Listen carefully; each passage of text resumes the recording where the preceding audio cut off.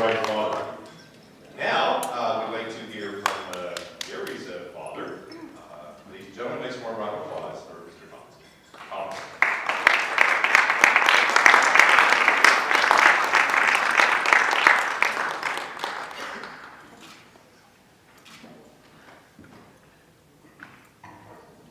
Hi everybody. As you all know me, I'm Gary's father, and proud to say that I'm now Laura's father-in-law. If you're looking for an attempt to for me to make an eloquent speech, it's not going to happen. Not because I've had a lot to drink, which I haven't, but because I want to make all my comments from my heart, and I think that's the only way. First of all, I just want to make a few comments about the service today. I'll try not to be biased. But I truly, from my heart, feel that the Orthodox wedding service is one of the finest that anyone can ever see. It's steeped with tradition. It's steeped with not only tradition, but it's also steeped with family. It's steeped with family coming together and bringing together a service which is very, very meaningful and symbolic. This is the Byzantine way. Whatever type of occasion that we have in the Byzantine tradition is very, very symbolic and very important to us. So, for those of you people who have not seen an Orthodox wedding before, I sincerely hope you enjoyed it. I know I did, and I know that people here who are of the Orthodox faith and or have seen an Orthodox wedding ceremony have, and so I hope you have enjoyed it, as I say. Now, I want to make I want to recognize two individuals here today and acknowledge them and express our sincerest gratitude. Dr. David Mazer. Dr. David Mazer is an anesthesiologist at St. Michael's Hospital. During Laura's years in her master's program, he was her friend and her mentor. He saw potential in Laura, and he saw that she would eventually make a good doctor. So he pushed her to her limits so she would be very successful. And I think it's obvious now that he was right about that. Dr. Mazer wrote her a fine letter for her entrance or for her application to medical school, and I think that was probably quite instrumental in her acceptance. Dr. Mazer, would you stand up, please? Ladies and gentlemen,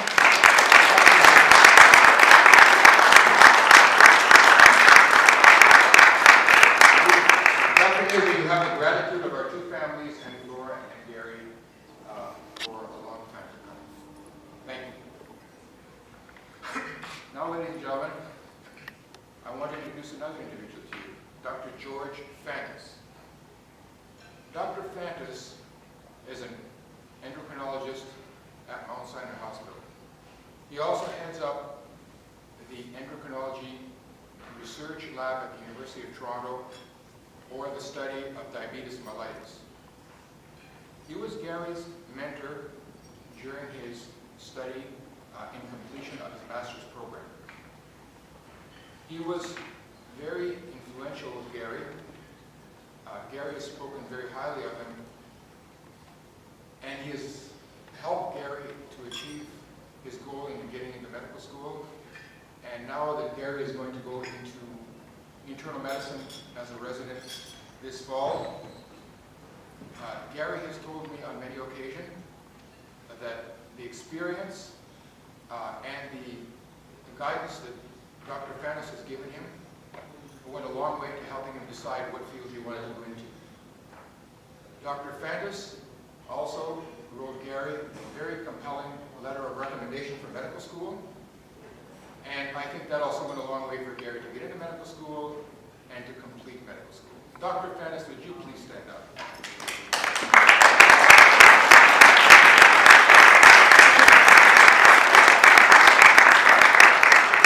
Dr.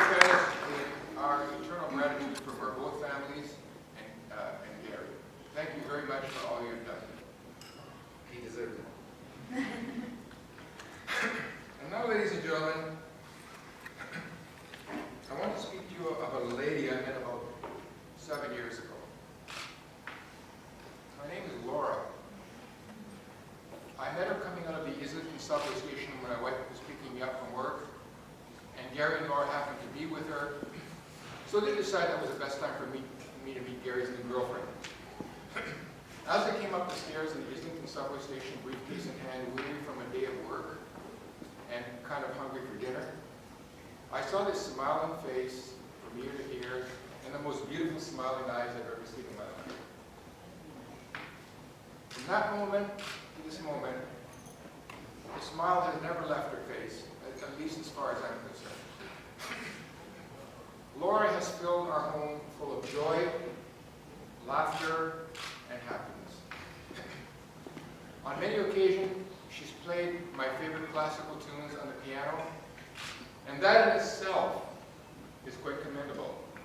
But would you believe this girl has never taken a piano lesson? And yet she can play classical music on the piano. She taught herself, and she does it eloquently. On more than one occasion, she spent New Year's Eve with us eating finger food and bringing in the New Year on television. She could have gone out with Gary to a party, to dinner, to a show, to the theater, got out with friends. But no, she was just as happy spending the evening with us, and she made the best of it. That's the kind of person Laura is. Laura is a credit to her mother and father. She was well brought up, obviously, by Trian and Radhika, and I commend them for that. They're a good family that obviously knows how to bring up children. She's the pride and joy of her family, the pride and joy of her brothers Adrian and Dan, and her sister-in-law Diana. And she's my pride and joy, and my wife's pride and joy, my wife Lucy. We thank God she's in our family. We welcome her to our family, and we think she'll make a terrific Thomas matriarch going forward in our family. Now I'd like to say a few words about Gary. Many of you think you know Gary. Some as neighbors, some as friends, some as classmates. But you don't really know everything about Gary. So let me tell you a few more things about Gary. Gary likes all kinds of exotic foods. He likes sushi. He likes falafel. He likes hummus, prepared in a good restaurant. He likes all kinds of Macedonian and Greek food. And he likes Baksh's pierogi. But he would trade all of that, wrap it in a box with a ribbon, and put it away for a can of Habitant yellow pea soup, eaten cold out of a can with a big spoon. Gary likes to open a can of Habitant pea soup and leave the lid on it hanging up after he opens it manually, and eat the whole can while he's studying.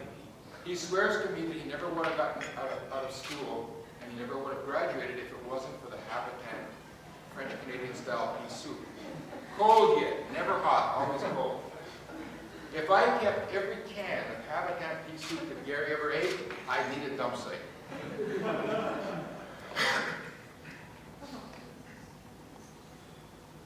Gary believes in friendship and loyalty. Meaning to say loyalty of friendship. When Gary was in medical school, he made a great friend, Danny, who he likes very much. And based on what he says about him, I have every reason to believe that his friendship will go on forever. While he was in Europe on vacation with Laura, he met Bronco. Bronco is also a very dear friend of his. He speaks very highly of him, considers him a very good and loyal friend, and again, I believe their friendship will go on forever. However, there's something else I want to tell you tonight. Something that's certainly worth talking about. And that is the friendship of three young men from the time they were in elementary school. Horace Chopiat, Horace Rehab, and Gary Thomas. They met in school, they bonded in school, they did everything together. They went to movies, they went to theater, they went out for dinner, they double and triple dated. They used to hang out and crash at my house, watching movies late at night and falling asleep. And even though they didn't always see each other very frequently lately because of other commitments, they were always there for each other. Boris was always there when Gary needed him. Boris was always there when Gary needed him. And Gary was always there when they needed him. Gary used to say to me, "I'm meeting Boris and Oris. I gotta go." I said, "What is your hurry, Gary? I promised them I'd be there at a certain time. I don't break my word to Oris and Boris." That impressed me very much. You know, just recently, they took Gary away for a few days. Where did they go? To Montreal. Why did they go? For Gary's stag party. What did they do there? It's Sunday and there's mixed company here. Greatest party ever. If you ask me to explain or describe Gary in a nutshell, I tell you goal-oriented, diligent, and disciplined. Why, you ask, do I say that? Well, I've got a little story I want to tell you about Gary. I want to turn the clock back, and this won't take too long.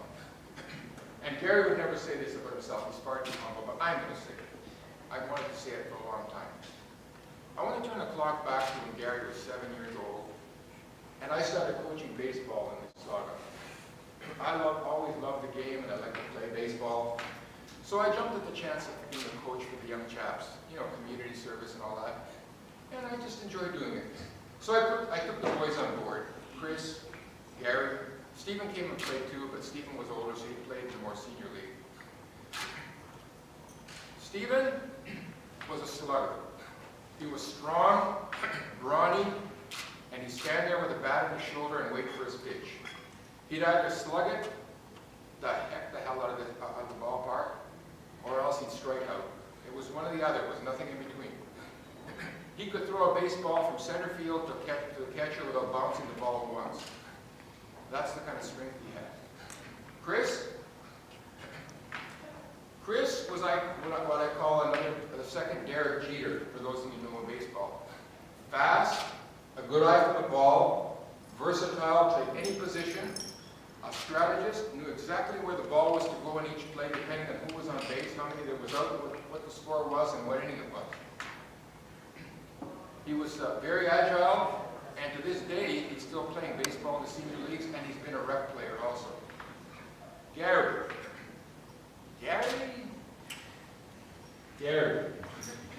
Well, Gary. I'll tell you about Gary. When Gary first started playing baseball, he got into his shiny new uniform, and we were trying him out at positions, as we were all the other players, to see what position he played best at. So we thought we'd try him at catcher. He went up behind the plate, and someone threw the ball from the pitching mound, and the ball went so slowly you could have a cup of coffee by the time it got there. And there was Gary, weaving and bobbing and putting the glove this way and putting the glove that way and talking to himself, getting himself ready, and here came the ball, and there went the ball. Couldn't stop it. And that's pretty well how the season went for Gary that year. So listen, everybody can't play baseball. He was good at other things, right? He got a trophy at the end of the year like all the other players, but only the problem is his trophy said the best bench warmer on the team. He didn't care, he was just happy he got a trophy. So now let me fast forward another 6 or 7 years until Gary was in high school. And I had moved up and I was coaching the high school team. Chris was with me, as super a player as he always was. And alas, Gary just wasn't his game. So what can you do? Right? Wrong. Who would come out of the dugout at every pre-game warm-up? Black sunscreen under his eyes, the catcher's mask up on his head, the chest protector tight and his shin pads on, pounding his glove like a gladiator and walking up behind the plate, straddling the plate and calling the audibles down to first, second, and third base, throwing the ball to each player and telling them where it should all go, and then bringing the ball around the horn back to home plate. When the umpire would say, play ball, he would come down into a crouch, and every pitch the pitcher had thrown him, left, right, center, wild, up and down, hardly ever missed it. Superb, absolutely superb. And how many times did I see Gary behind the plate when the pitcher threw a ball at the batter hit it into the field, the runner on the opposing team broke from third base to home plate, the ball came back to Gary, he stood up, threw his mask off, caught the ball, and there was a tremendous collision at the plate. Because the player wanted to score, obviously. There was a collision, they both went up in the air, they both landed on their backs, and Gary's hand went up in the air with the ball to show the umpire he had the ball. Now, did Gary make every play superbly? No. I would be lying if I said that. Did he make a lot of good plays and a lot of outs at the plate? He sure did. Were a lot of the runners safe? At times. But I'll tell you one thing. If ever a player played in a game with Gary, and they came up against him in that game, they weren't apt to forget that game for a long time. And you see, that's a story of Gary's life. That's why he's sitting up there here today married to a wonderful woman, and because he's a successful man with the imminency of the medical license ahead of him. Ladies and gentlemen, I want to propose a toast to Laura and a toast to Gary, good health and long life, and we love both of you.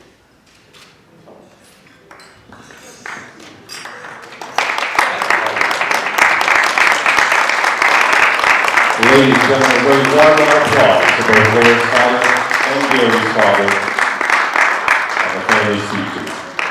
Thank you very much, gentlemen. Now, before we get to further in the evening, before they start serving dessert, we have one order of business to take care of.